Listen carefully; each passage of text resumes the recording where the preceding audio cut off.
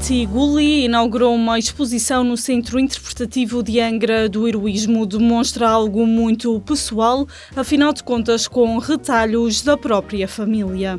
My grandparents were born on this island. My grandfather in Santa Barbara, my grandmother in La Veta Grande. And my grandfather was actually raised in the orphanage of St. John over here. In 1911, he came to the United States, and in 1917, my grandmother came, and they met and married. They built a dairy farm, had children and grandchildren, and we always knew their story. But when my grandparents died, there were boxes of old photographs of people we didn't know. They were 30, 40, 50 years old, and they were just about to go into the trash. And I rescued them. And I began researching and asking my madringas and my tias, do you know who this is? Then I reached out to a friend on the island, João Ventura, and he helped me identify people. And I started taking these pieces of their lives, photographs, documents, naturalization papers, and putting them together and created a patchwork of their lives. Em 2014 veio pela primeira vez à Ilha Terceira e percebeu que estava realmente em casa. Nas suas raízes encontrou a sua própria história. And since then, I have worked with about 200 families with similar stories, people who left these islands and settled in Central California. These people took a gamble. They had no choice, but they took the gamble, and they came to California and they found success.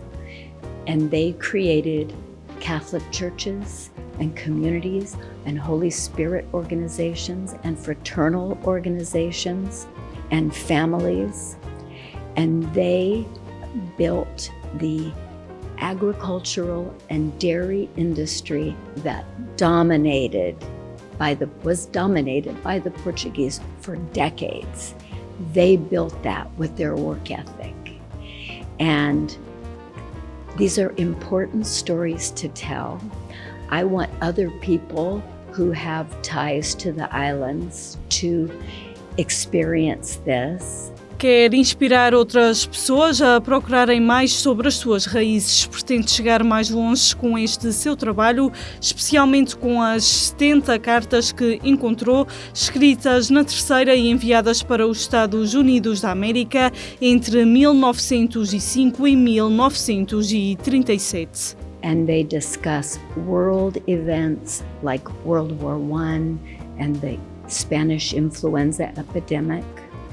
And I hope I can find someone that would be interested in allowing me to archive these letters. I've scanned them, I have translated them, I have interpreted them, and I have been able to connect them to the people I have researched. So when in one letter they're talking about a little girl was born, I'm able to look at that year and say, this was Lourdes Borges Dorrego, based on who wrote the letter and what year. And I think it's important history, not just for the families who wrote those letters, but for all of the islands to have an understanding of how desperately poor they were, how profoundly faithful they were, and how deeply connected they were to their family that went away. So, wish me luck. I'm hoping to find someone that will allow me to do that. Quer de alguma forma fazer a ligação destas pessoas que morreram há mais de 40 anos às suas famílias. Acredita que é a construção de uma ponte. Depois da reforma, procura dedicar-se a esta pesquisa e fazer com que todos possam conhecer as suas famílias. As raízes açorianas não devem ser esquecidas. I want them to have that fire erupt in them like it did in me, so that they can know their family. And in fact, in 2022, I brought my grandchildren here. And so my father married a woman who's not Portuguese, and I married a man who is not Portuguese, and my children married women who are not Portuguese. So my grandchildren are so far down the line of the Azorean DNA. But I brought my grandchildren here, and we toured this island and these villages and participated in the San Joaninas. And if you ask my grandchildren today, what is your nationality? They are Azorean. And at their school, when they are allowed to celebrate their culture, they celebrate the Azores, and they make filas, and they carry the Azorean flag. And I feel like this work has allowed me to introduce my grandparents to my grandchildren and my grandchildren to them. Uma exposição inaugurada no âmbito das San Joaninas e enquadrada na temática das festas já engreia a sorianidade, demonstrando o sentimento de ser insular além fronteiras. É uma exposição que basicamente faz aqui um enquadramento de várias gerações que emigraram para os Estados Unidos, nomeadamente para a Califórnia e para a zona especificamente de Kings County, mas não só, embora a autora da exposição foque sobretudo nessa área, e tem esta mais-valia de conseguir trazer aqui uma evidência e aliás várias evidências fotográficas daquilo que foi o papel dos portugueses quando emigraram na construção de toda uma comunidade que depois acabou por ser fundamental, nomeadamente para aquilo que é a produção agrícola naquela zona da Califórnia, que acaba por alimentar uma boa parte dos Estados Unidos da América,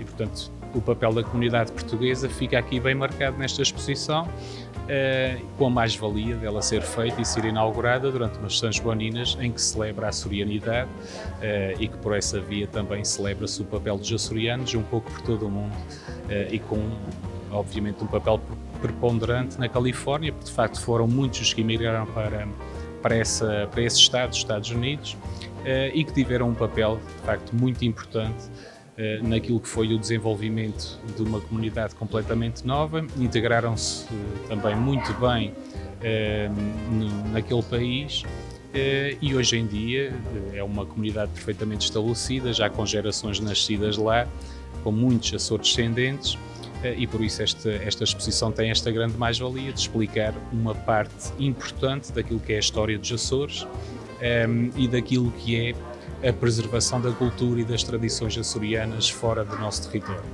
Uma descoberta de histórias e memórias da diáspora portuguesa através de uma perspectiva artística.